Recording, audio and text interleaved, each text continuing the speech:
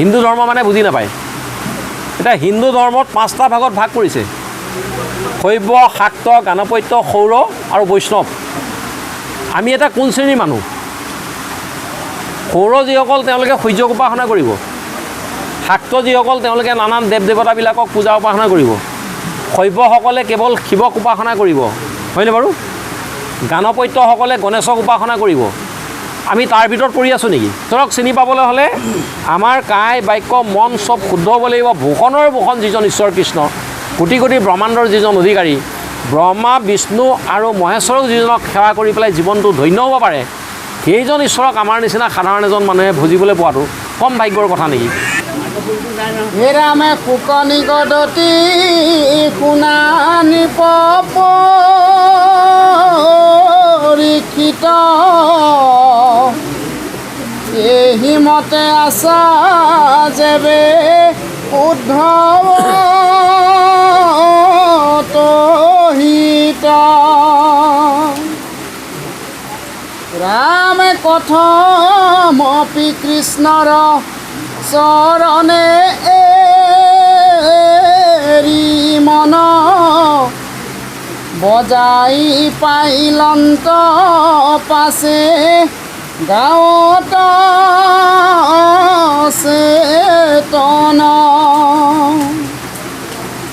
হে ৰামে তেজিলা নিশ্বাস আতি কৃষ্ণক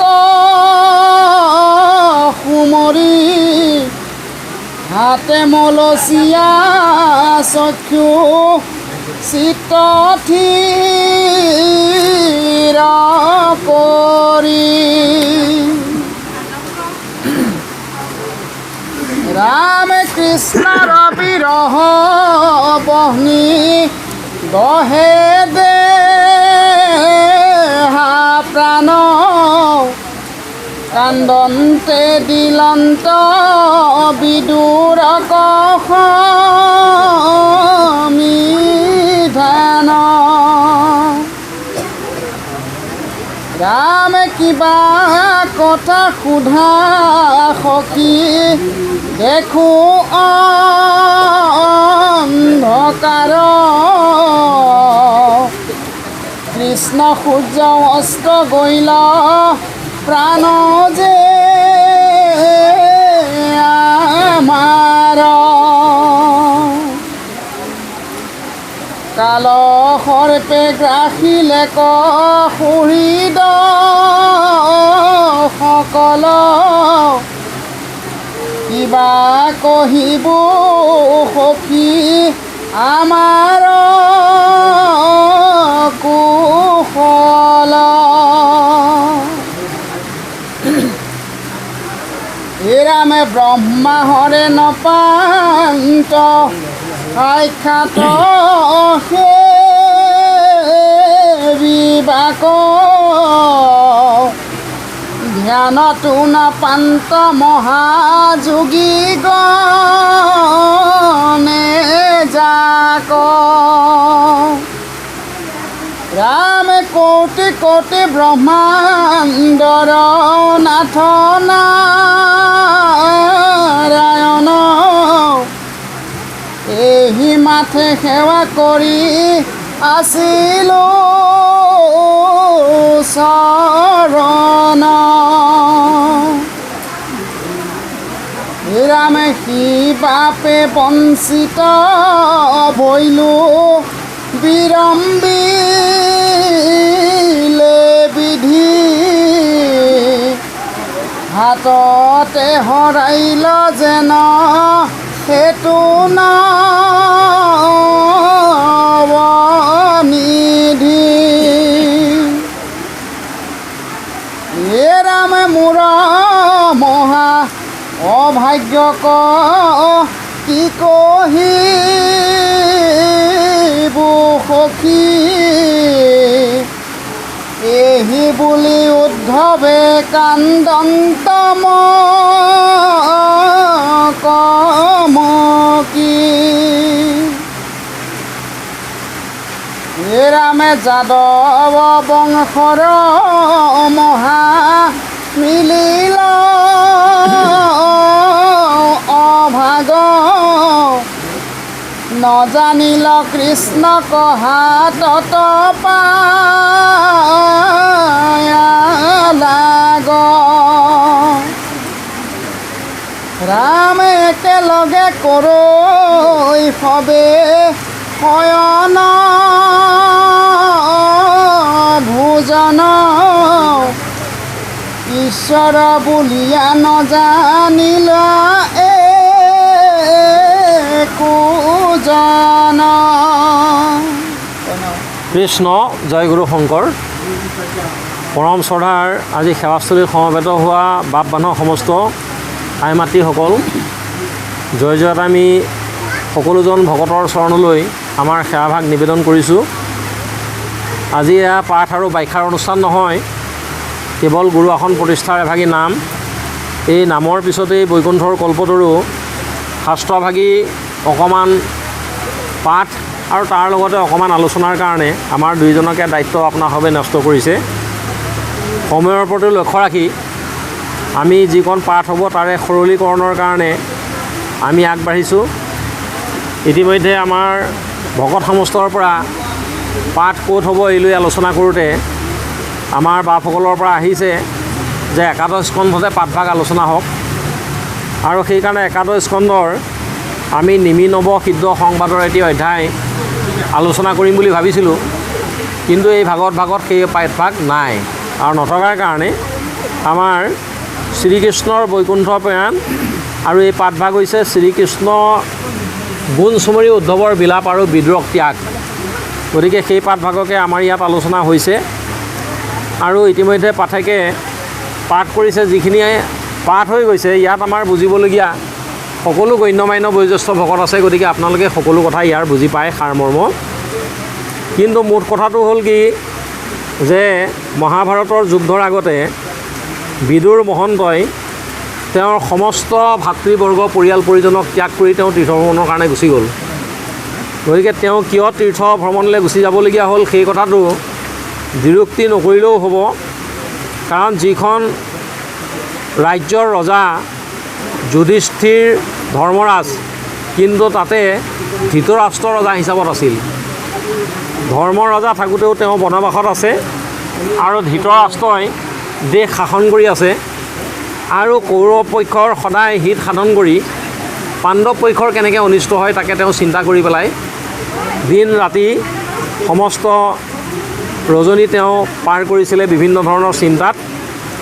আৰু সেই সময়ত বিদুৰক এটা সময়ত মাতি আনি সুধিলে যে বিদুৰ, তুমি মোৰ মৰমৰ ভাতৃ আৰু তুমি পৰম জ্ঞানী, গতিকে তোমাৰ পৰা মই এই সিদ্ধান্তটো বিচাৰিছোঁ যে মই কি কৰাটো উচিত হ'ব তুমি কোৱা। তেতিয়া বিদুৰে ক'লে যে মহাৰাজ, তুমি যিহেতু দেশৰ অধিপতি, গতিকে তোমাৰ এটা দায়িত্ব আছে যে তুমি ধৰ্ম ৰক্ষা কৰিবৰ কাৰণে চিন্তা কৰিব লাগিব সদায়। আৰু সেইকাৰণে পঞ্চপাণ্ডৱে যিখিনি ব্যৱস্থা বিচাৰিছে তাত তুমি সহযোগিতা আগবঢ়োৱাটো ভাল হ'ব। কিন্তু তেতিয়া তেওঁ যিহেতু এটা পক্ষতহে আছিলে, নিজৰ বংশটোৰ কেনেকৈ মৰ্যাদা ৰক্ষা হয়, নিজৰ বংশটোৱে কেনেকৈ স্থিতি লাভ কৰিব পাৰে, নিজৰ পুত্ৰই কেনেকৈ ৰাজসিংহাসনৰ অধিকাৰী হ'ব পাৰে, এই চিন্তাত থাকি তেওঁ কথাটো বৰকৈ মানি নল'লে। আৰু নোলোৱাৰ কাৰণে বিদুৰে এই ৰাজসভা ত্যাগ কৰি তেওঁ তীৰ্থভ্ৰমণলৈ গুচি গ'লগৈ। ইতিমধ্যে শ্ৰীকৃষ্ণৰ বৈকুণ্ঠ প্ৰয়াণ হৈছে আৰু বৈকুণ্ঠ প্ৰয়াণৰ সময়ত উদ্ধৱক লগ পাইছে। আৰু উদ্ধৱক লগ পোৱাৰ পিছত উদ্ধৱক কৃষ্ণৰ লগতে তেওঁ বৈকুণ্ঠ প্ৰয়াণ কৰিব বুলি ভাবিছিলে তেওঁ। আৰু তেওঁ তেতিয়া খাটনি ধৰিছে যে তুমি যদি গুচি যোৱা তেতিয়াহ'লে পৃথিৱীত ধৰ্ম নাথাকিব আৰু প্ৰজাসকলে কি কৰিব, কাক অৱলম্বন কৰি চলিব। গতিকে তুমি যোৱাৰ লগে লগে আমাৰ গোটেই প্ৰাণটো নাইকিয়া হৈ যাব আৰু আমিবিলাকো মৰাৰ নিচিনা হৈ যাম। গতিকে যি হ'ল মোকো তোমাৰ লগতে লৈ যোৱা। তেতিয়া প্ৰভুৱন্তই কৈছে, তুমি আমি দুয়ো গ'লে মিলিব অনৰ্থ, লুপ্ত হৈব জ্ঞান এইটো ভকতিৰ পথ, দুৰ্জনে পিৰিবে লোক যাইবে অধি গতি, ভকতিক ৰাখি তুমি থাকিও সম্প্ৰতি। যে ভক্তিটো ৰক্ষা কৰি পেলাই তুমি থাকিব লাগিব, গতিকে তুমি মোৰ লগতে যাব নালাগে। আৰু সেই বুলি কোৱাৰ পিছত উদ্ধৱক যেতিয়া দায়িত্ব দিলে, ভগৱন্তই বৈকুণ্ঠ প্ৰয়াণ কৰিছে। উদ্ধৱে বিভিন্ন বিষাদ মনেৰে তেওঁ ঈশ্বৰৰ কথাকে চিন্তা কৰি কৰি তাত দুখ মনেৰে আছে। আৰু সেইমতেই তেতিয়া তাত আহি পেলাই বিদুৰে লগ পাইছেহি। আৰু লগ পোৱাৰ পিছত সুধিছে যে তোমাৰ ভালনে, আমাৰ দেশৰ সকলোৰে ভালনে? তেতিয়া কৈছে, সখী কি সুধিছা তুমি? আমাৰ যিটো প্ৰাণ আত্মাই আমাৰ পৰা গুচি গ'ল। গতিকে ইয়াত আৰু ভাল বুলিবলৈ একো নাই, কাৰণ কৃষ্ণ সূৰ্য আছিলে, তেওঁ জগতখন পোহৰ কৰি আছিলে। এতিয়া কৃষ্ণই বৈকুণ্ঠ প্ৰেৰণ কৰিলে, আৰু ইয়াত ভাল বুলি কিটো আছে? কাৰণ অন্ধৰাজ ধৃতৰাষ্ট্ৰই দেশ শাসন কৰিবলৈ লৈছে, পুত্ৰৰ মুখত তেওঁ পতিত হৈ আছে, মহাভাৰতৰ যুদ্ধ হৈ গৈছে, তেওঁৰ 100 পুত্ৰ তাত নিধন হৈছে। গতিকে ইয়াত ভাল বুলিবলৈ আৰু একো কথা নাই।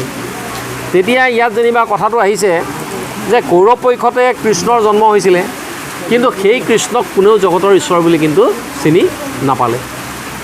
এতিয়া ঠিক তেনেকৈ আমাৰ দেহটো এখন ক্ষেত্ৰ, যেনেকৈ কুৰুক্ষেত্ৰ বুলি কৈছে। কু মানে হ'ল বেয়া, ৰু মানে হ'ল পোহৰ, জ্ঞান, ভক্তি। যেনেকৈ গু মানে হ'ল গহীন বা অন্ধকাৰ, মায়া, আৰু ৰু মানে হ'ল পোহৰ। তাৰমানে যিজনে মনৰ অজ্ঞান আন্ধাৰ আঁতৰাই পেলাই ভক্তি জ্ঞান দিব পাৰে সেইজন গুৰু। ঠিক তেনেকৈ কুৰু মানে কি? এই যিবিলাক অজ্ঞান মায়া অন্ধকাৰত মোহত দম্ভ দৰ্প অহংকাৰত পতিত হৈ থাকে, এইটো হ'ল কুৰু। গতিকে ক্ষেত্ৰ মানে হ'ল এখন পথাৰ, অৰ্থাৎ দেহটো হ'ল আমাৰ কুৰুক্ষেত্ৰৰ এখন পথাৰ সদৃশ। গতিকে ইয়াত ধৰ্ম আছে, অধৰ্ম আছে। এতিয়া কুৰুক্ষেত্ৰৰ যেনেকৈ যুদ্ধত 100জন কৌৰৱৰ পক্ষ, 5জন পঞ্চপাণ্ডৱ তেওঁলোকৰ ধৰ্মৰ পক্ষত, হয়নে? আমাৰো দেহটোত এই আমাৰ যিবিলাক 10 ইন্দ্ৰিয় আছে, মনকে আদি কৰি, এইবিলাককে লৈ আমি এই ক্ষেত্ৰখনত ধৰ্মক ৰক্ষা কৰি থাকিব লাগিব। যদি আমাৰ মনটোৱে কেনেবাকৈ কৌৰৱৰ পক্ষ লৈ লয়, তেতিয়াহ'লে শৰীৰটোতে আমি চব অধৰ্মই কৰিম। আৰু মনটোৱে যদি কেনেবাকৈ ধৰ্মৰ পক্ষক লৈ লয়, তেতিয়াহ'লে আমি সত্যত প্ৰতিষ্ঠা হ'ব পাৰিম, ধৰ্মক প্ৰতিষ্ঠা কৰিব পাৰিম। আমাৰ কাষতে বহি থকা চণ্ডী বৰুৱা বাপে কথা এটা কৈছিলে, আমি সকলোৱে শৰণীয়া, সকলোৱে ভোজনীয়া, আমাৰ সকলোৱে সম অধিকাৰ আছে, কিন্তু আমি সকলো কাৰ্যতে আমি সমান কিয় নহয়, সমান কিয় হ'ব নোৱাৰোঁ? অৰ্থাৎ আমাক শাস্ত্ৰই সিদ্ধান্ত দিছে যে আমি সত্যক অন্বেষণ কৰিব লাগে। সত্যং পৰং ধীমহি, সত্যটো কি বস্তু? সত্যক আমি ধ্যান কৰিব লাগে, সত্যক আৰাধনা কৰিব লাগে, সত্যক বিচাৰিব লাগে। কিন্তু আজি বাস্তৱ জগতখনলৈ যদি চাওঁ, তেতিয়াহ'লে মানুহে সঁচাৰ ওপৰত যিমান প্ৰৱৰ্তন কৰি আছে, তাতকৈ মিছাৰ ওপৰত বেছি প্ৰৱৰ্তন কৰি আছে। তেখেতে উদাহৰণটো দিলে কি, যে ব্যৱসায় কৰাটো পাৰে নে নোৱাৰে ব্যৱসায় কৰিব? মই বোলো পাৰিব ব্যৱসায় কৰিব। ব্যৱসায় কৰাত কি বাধা আছে? বোলে ব্যৱসায়টোতে যে দুৰ্নীতি হয়, কাৰণ বস্তুটো কিনি আনিব 100 টকাত, তাত কেনেকৈ 120 টকা ল'ব পাৰোঁ? কাৰণ মূলে দিলেতো নহ'ব। 120 টকাৰ জেগাত আকৌ মই কৈছোঁ ৰেভিনিউ ষ্টাম্প এটা 4 অনা দাম, কিন্তু তাক 10 টকাত বেচিবলগীয়া হয়। দোকানীয়ে কয় যে ৰেভিনিউ ষ্টাম্পটো 10 টকা পালেহে আপুনি পাব, নহ'লে নিদিওঁ। ৰেভিনিউ ষ্টাম্পটো কোনো কাৰণতে 25 পইচাতকৈ ওপৰত হ'ব নোৱাৰে, যে আইনত সি দোষী হৈ যাব যদিহে তাতকৈ অতিৰিক্ত দামত বেচে। স্বাৰ্থটো মোৰ আছে, ৰেভিনিউটো নিলে মোৰ কাম নহয়। স্বাৰ্থটো তেওঁৰ আছে যে মোৰ নিচিনা এজন মানুহেই ৰেভিনিউটো কিনিব, গতিকে মই যিমান ক'লেও তেওঁ আজি নিবই। তে ব্যৱসায়ত সেইকাৰণে নিচাত্মিকা ব্যৱসায় যিটো আছে, এই নিচাত্মিকা ব্যৱসায়ত অধিক লাভ বিচাৰি পেলাই যিটো ব্যৱসায় কৰিব, সেই ব্যৱসায়টোত নিজৰ ধ্বংস হোৱাটো স্বাভাৱিক। ব্যৱসায় কৰিলে তাতো সেইকাৰণে ধৰ্মটো ৰক্ষা কৰিব লাগিব। এতিয়া আমাৰ শৰীৰটোৰে আমি যিমানেই কৰ্ম নকৰোঁ কিয়, আমি ধৰ্মৰ ওপৰত সেইকাৰণে প্ৰতিষ্ঠিত হৈ পেলাই কামবিলাক কৰিব লাগিব। সেইকাৰণে আমাৰ যে হৃদয়তে মনটো আছে, এই মনটো আমি ঠিক কৰি ল'ব লাগিব। মনটো ঠিক কৰিবলৈ যাওঁতে আমি সাধুসং ল'ব লাগিব। সাধুসং যদি লৈ পেলাই আমি জ্ঞান আহৰণ নকৰোঁ, তেতিয়াহ'লে আমি ধৰ্মক্ষেত্ৰ হিচাপত নিজৰ শৰীৰটোক কেতিয়াও ৰক্ষা কৰিব নোৱাৰিম। কাৰণ অধৰ্মই যেতিয়া ঠাই ল'ব, তেতিয়া আৰু যিমান মুখেৰে গাই থাকিলেও কামটো কেতিয়াও নহ'ব। সেইকাৰণে আমাৰ মনক আদি কৰি 10 ইন্দ্ৰিয় যি আছে, সকলো কামক যেতিয়া ধৰ্মত প্ৰতিষ্ঠা কৰিম, তেতিয়াহে আমাৰ কামবিলাক হ'ব। এতিয়া সেইকাৰণে কৃষ্ণ আছিলে, কৃষ্ণক কিন্তু কৌৰৱৰ পক্ষই চিনি নাপালে। আমাৰ হৃদয়তো কৃষ্ণ আছে, সমস্ত ভূততে বিয়াবি আছো মই হৰি, সবাকো মানিবা তুমি বিষ্ণুবুদ্ধি কৰি। সকলোকে বিষ্ণুবুদ্ধিয়েই জ্ঞান কৰি মানিবলৈ কৈছে। মাছটো দেখিলে তথাপিতো লোভ লাগে, কিবা এটা উৎসৱ পাৰ্বণ আহিলে কেনেবাকৈ মাংস অকণমান খাব পাৰি নেকি, সেইটো চিন্তা আমাৰ আছে। পৰক মাৰি পেলাই যিটো আমাৰ ব্যৱস্থা, হয়নে বাৰু? এইটো কেলৈ হৈছে যে আমি ঈশ্বৰক যেনেকৈ চিনি পাব লাগে, ঈশ্বৰক চিনি নোপোৱাৰ কাৰণে সেইটো আচল সমস্যা হৈছে। সেইকাৰণে মহাপুৰুষ মাধৱদেৱে নামঘোষাত ঘোষণা কৰিছে, হৰিষে কেৱলে সঁচা মাত্ৰ, ৰাম ৰাম ৰাম ৰাম, তান্ত বিনে মিছা যত দেখি শুনি মানে। যিটো মিছা তাকো কৰি আস, দুৰাচাৰৰ মনৰ মৰস কেন অজ্ঞানে। যিবিলাক মিছা বস্তু, সেই মিছা বস্তুবিলাকৰ পৰা হেৰৌ দুৰাচাৰ মন, তই কেলৈ মৰিছ বাৰু? সঁচা বস্তু যিটো আছে, সঁচা বস্তুটোৰ পৰা অলপ ধ্যান দি সঁচা বস্তুটোৰ প্ৰতি অলপ মন দেচোন। এতিয়া কি বস্তুটো সঁচা? যে হৰিষে কেৱল সঁচা মাত্ৰ, ঈশ্বৰে কেৱল সঁচা। আমাৰ শৰীৰটো অস্বাস্থ্যত, এইটো মিছা, আজি আছে কালিলৈ নাই। এই ৰভাখন আজি নাম পাতিছে কাৰণে আছে, কালিলৈ ইয়াত আহিলে ৰভাখন আপুনি নাপায়, হয়নে বাৰু? জগতখন আজি আছে, ঈশ্বৰে ইচ্ছা কৰিলে কালিলৈ জগতখন নাইকিয়া হৈ যাব পাৰে। এই মাত্ৰ মানুহ এজন এফালে গতি কৰি আছে, মুহূৰ্ততে খবৰ আহিব পাৰে যে আপোনাৰ মানুহটো এনেকুৱা হৈ গ'ল, কোনেও ক'ব নোৱাৰে, হয়নে বাৰু? গতিকে যিটোৰ কাৰণে আমি জীয়াই আছোঁ, যাৰ কাৰণে আমি স্বচ্ছল হৈ আছোঁ, যাৰ কাৰণে মাত কথা সমস্ত ঐশ্বৰ্য বিভূতিৰ গৰাকী হৈ আছোঁ, সেইজনক কিন্তু আমি চিনি নাপাওঁ। কেলৈ নাপাওঁ? যে আমি কৌৰৱৰ নিচিনা যেতিয়া অহংকাৰত থাকিম, গৰ্বত থাকিম, ভক্তিভাৱ যেতিয়া নাথাকিব, হয়নে বাৰু? পৰ চৰ্চা, পৰক হিংসা, পৰক নিন্দা কৰা, অন্যায় কৰাৰ যেতিয়া ভাৱ থাকিব, তেতিয়া আমাৰ সেই অৱস্থাটো হ'ব। গতিকে এই কথাখিনি এতিয়া কৃষ্ণ যদিও তাতে সাগৰত আছিলে, যেনেকৈ চন্দ্ৰটো সাগৰৰ পানীত পৰিছে, তাৰ তলত থকা যিবিলাক মাছ কাছ সেইবিলাকে যোনটোক তাত দেখা পাই কৈছে যে এইটো আমাৰে লগৰে এটা প্ৰাণী বুলি ভাবিছে। ঠিক তেনেকৈ নেগুৰীয়া শামুকে বোলে ইউমূৰ বংশ, তলত থকা হেৰিবিলাকে সেইটো সিহঁতে ভাবিছে যে এইটো আমাৰে লগৰ এটা, হয়নে বাৰু? এতিয়া আমাৰ হৃদয়তে ঈশ্বৰ আছে, আমি যদি সকলোকে ঈশ্বৰময় হ'লহেঁতেন তেতিয়া সকলোকেতো আমি বেলেগভাৱে ভাবিলোহেঁতেন, কিন্তু সকলোকে ভাবিব নোৱাৰোঁ। কেলৈ? যে আমাৰ দেহটোৰ প্ৰতি মায়া আছে। ঈশ্বৰৰ প্ৰতি যিটো পৰম জ্ঞান হ'ব লাগে, এই জ্ঞানটো আমাৰ নোহোৱাৰ কাৰণে আমাৰ সেই ভাৱটো অহা নাই। সেইকাৰণে বেদ মানে কি? বেদ মানে জাক বেদ কহে সেইটো ঈশ্বৰৰ সাক্ষাৎ, ঈশ্বৰৰ সন্তে যিটো হিয়া আছে যাত। বেদ কি? বেদ মানে ডাইৰেক্ট ঈশ্বৰ, আৰু বেদ কোনে সৃষ্টি কৰিছে? ঈশ্বৰেই সৃষ্টি কৰিছে। সেই বেদকে পঢ়ি আমি আকৌ ভ্ৰমিত হৈ আছোঁ, আমি ভ্ৰমত পৰি আছোঁ। কাৰণ বেদে যাগ যজ্ঞ পূজা পাতল এইবিলাক কৰিবলৈ দিছে, বেদে ঈশ্বৰক ভজিবলৈ কৈছে বুলি পোনপটীয়াকৈ আমি কেতিয়াও উপলব্ধি কৰিব নোৱাৰোঁ। সেইকাৰণে সেই বেদে ভগৱন্তক তুতি কৰি দেখুৱাইছে যে তোমাৰো পৰম জ্ঞান মাধৱ দিওক মোক, যিটো খণ্ডে সুখে দুখহীন, নুহি নাৰায়ণে দিয়া শ্ৰৱণ কীৰ্তন ভক্তি নুহুজেন বেদৰ অধীন। যাতে মই বেদৰ অধীন হৈ পেলাই কৰ্ম মাৰ্গ বা জ্ঞান মাৰ্গত মই প্ৰৱৰ্তি থাকিব নোৱাৰে, যাতে মই জীৱটো যিহেতু মোৰ দেহতে আছে, মই যাতে ভক্তি কৰি জীৱটোক উদ্ধাৰ কৰি লৈ যাব পাৰোঁ, তাৰ কাৰণে মোক পৰম জ্ঞানটো লাগে। এতিয়া আমি সেই পৰম জ্ঞানৰ অধিকাৰীটো হ'ব লাগিব। ঈশ্বৰ যে আচল মূল সত্তা, ঈশ্বৰৰ কাৰণে যে আমি এইবিলাক সৃষ্টি মানে আমি বৰ্তি যে আছোঁ, এই কথাটো আমি ভাবিব লাগিব। এতিয়া ঈশ্বৰক কিন্তু কৌৰৱৰ বংশতে থাকিলে, কিন্তু তেওঁলোকে কোনেও চিনি নাপালে তেওঁলোকৰ সেই অহংকাৰটোৰ কাৰণে। এই ব্যৱস্থাটো আমাক দেখুৱাইছে। এতিয়া সেইকাৰণে উদ্ধৱৰ মনত বিৰাট দুখ যে যিজন ঈশ্বৰ ইয়াতেই আছিলে, তেওঁলোকৰ বংশতে জন্ম হৈছিলে, কিন্তু তেওঁলোকে কিন্তু চিনি সেইজনক নাপালে। আমিও যদি তেনেকুৱা ভাৱ থাকে, তেতিয়াহ'লে ঈশ্বৰ কি ভকত কি আমি কেতিয়াও চিনি নাপাম। সেই পৰম জ্ঞানটো দিবৰ কাৰণে আমাক বিচাৰিছে পাঠে। ইয়ালৈকে গৈছে, পিছৰখিনি আৰু আগবাঢ়ো। ৰামে ক্ষীৰ সাগৰত আছিল ধৰ মৎস্য যেন বোলো এন্তে কজলচৰ।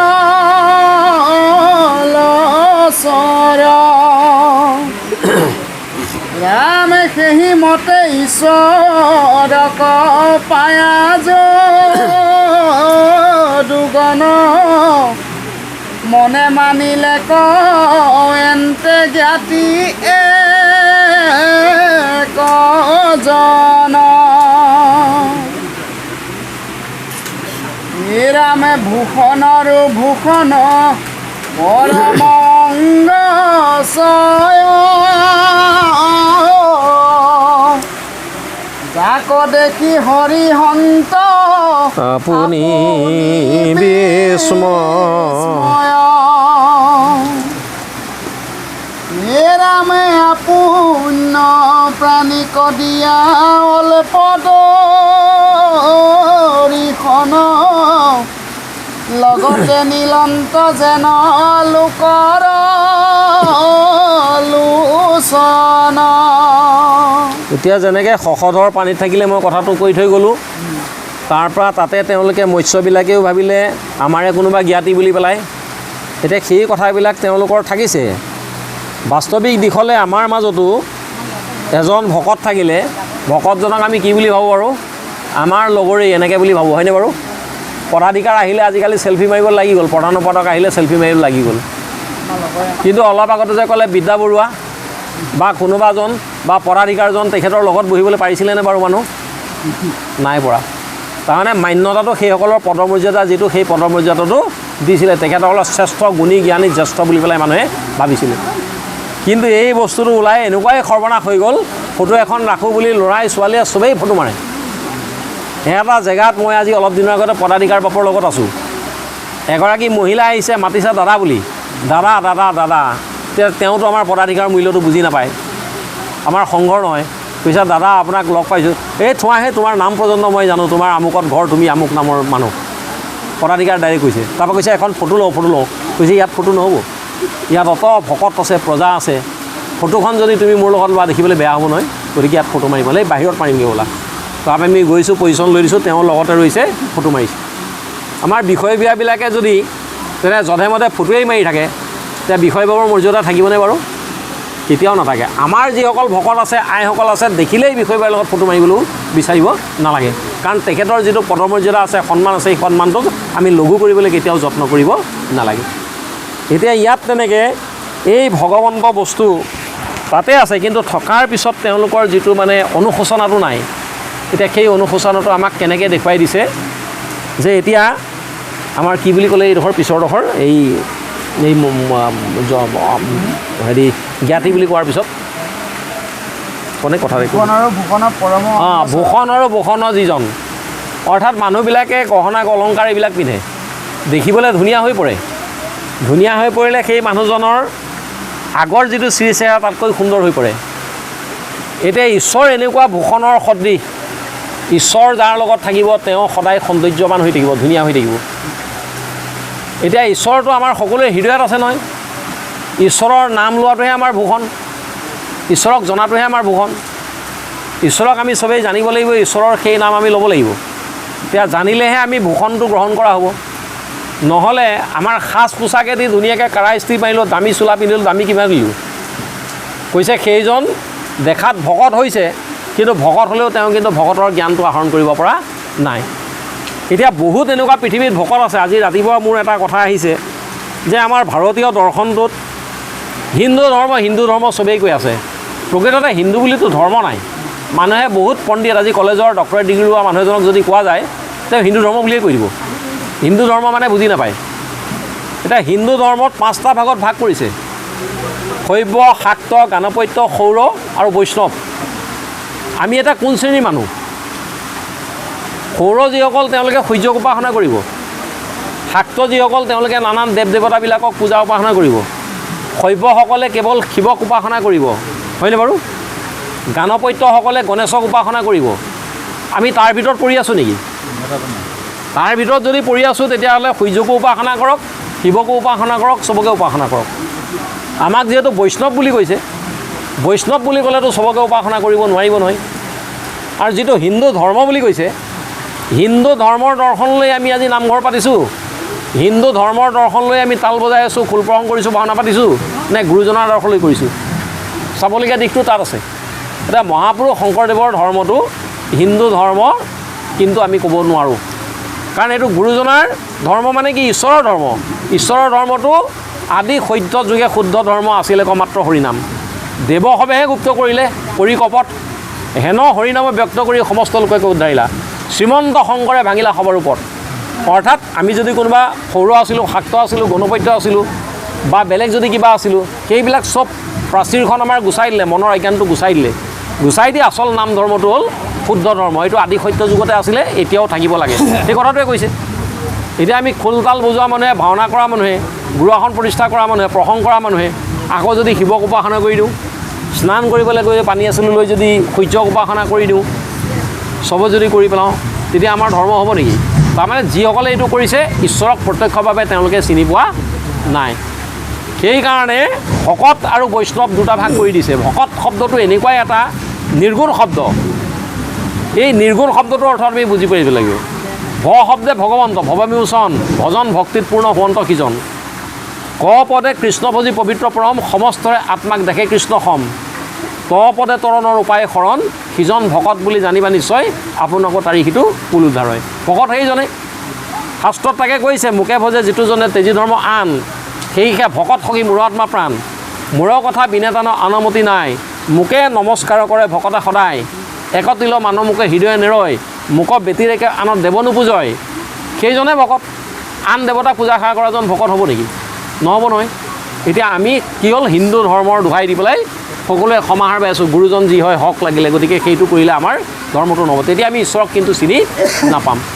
ঈশ্বৰক চিনি পাবলৈ হ'লে আমাৰ কায় বাক্য মন চব শুদ্ধ হ'ব লাগিব। ভূষণৰ ভূষণ যিজন ঈশ্বৰ কৃষ্ণ, কোটি কোটি ব্ৰহ্মাণ্ডৰ যিজন অধিকাৰী, ব্ৰহ্মা বিষ্ণু আৰু মহেশ্বৰক যিজনক সেৱা কৰি পেলাই জীৱনটো ধন্য হ'ব পাৰে, সেইজন ঈশ্বৰক আমাৰ নিচিনা সাধাৰণ এজন মানুহে ভুজিবলৈ পোৱাটো কম ভাগ্যৰ কথা নেকি? গতিকে সেইজন ঈশ্বৰক যেতিয়া আমি চিনি পাম তেতিয়াহে হ'ব।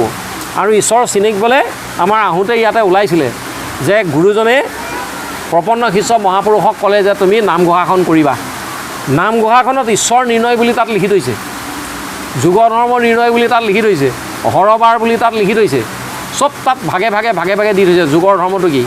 ঈশ্বৰ কোনটো? কৃষ্ণ একদেৱ দুষাৰী, কাল মায়াদিৰো অধিকাৰী, তাত ঘোষা জোকাই দি কৃষ্ণ যে জগতৰ ঈশ্বৰ এইটো দিলে। আমি তাৰ ওপৰলৈ যদি যাওঁ তেতিয়াহ'লে বেদ যে কৈ আছোঁ 4খন বেদ মানে ঈশ্বৰ, ঈশ্বৰে যিটো লিখিছে তাকে বেদ বুলি কয়। প্ৰথমখন বেদ হ'ল ঋগ্বেদ। ঋগ্বেদে কৈছে ঈশ্বৰ কোন? কৃষ্ণ। কৃষ্ণটো স্বয়ং ভগৱান, কৃষ্ণই হ'ল স্বয়ং ভগৱান, কৃষ্ণতকৈ আৰু বেলেগ ভগৱান নাই, হয়নে বাৰু?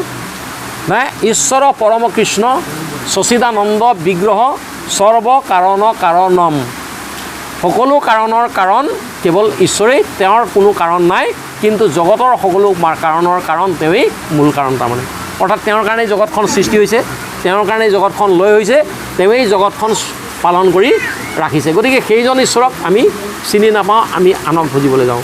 এতিয়া ঈশ্বৰক কৌৰৱ বংশই তেনেকৈ চিনি পোৱা নাছিলে, গতিকে সেইজন ইমান আমাৰ জগতৰ কল্যাণৰ কাৰণে যিজনে ঈশ্বৰ পঢ়ি পেলাই তেওঁ হেৰি কৰিছে, সেইজনক আমি চিনি পোৱাটো আমাৰ দায়িত্ব আছে। তেওঁক আমি চিনিব লাগিব, বুজিব লাগিব, সেই কথাটো কৈছে কৃষ্ণ।